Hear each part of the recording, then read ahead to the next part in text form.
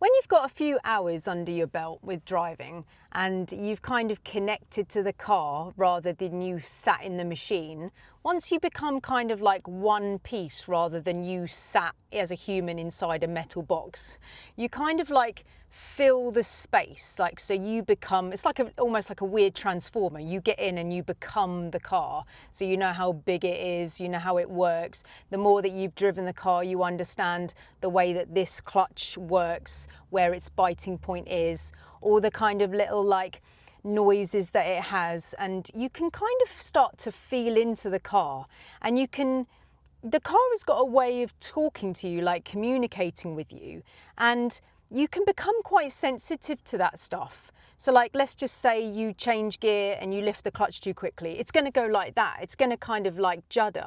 So in a way, the car in its own little voice is kind of saying, oi, can you lift up your clutch a little bit more gently, please? Because that was not quite right. And I haven't got a voice to tell you with words, but I can show you that you're not quite doing it right. You know, so look, listen, if you were driving along and your car was officially ill, like there was actually something wrong with it, it wouldn't take you long to be like, what's wrong with the car?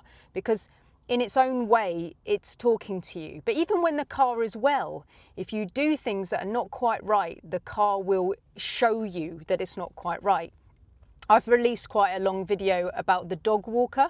So if you imagine like seeing somebody with a dog, and you know those people who are just blatantly being walked by their dog, like their dog is in control, yeah? Like the human has no control there, the dog is like pulling and the human's like going along. So the car can do that to you, yeah? Now when I see a dog walker the human being walked, makes me makes my back teeth go, because I'm like, that dog needs to be trained. You need to like pull back on that lead. But it's the same with a car. If you do things too fast, or you're in the wrong gear, or you put the clutch down as you go round the corner, or you put the clutch down and you go round a mini roundabout, there's this kind of like the car is driving you sensation. If you put it into fourth instead of second and then do a turn, the car is driving you as if you're being walked by the dog. And the only way to gain control of this is to brake, put the clutch down. Yes, I know that's a coast, but it's the lesser of the two evils if you're going around a corner in fourth and you're completely losing control of steering position and everybody's at risk. Gain control of the car, brake on, clutch down, change down, and change down on the hazard if you have to, so you can gain control and make it safer for you, your car, and the pedestrians and everybody else's property. Yeah, gain control of your car. Now the reason why I'm making this video is because if your speed is slightly incorrect and you can feel it, you as the driver really need to zone into that and be like, that felt wrong. My inner voice and gut instincts have just alerted me that that felt too fast.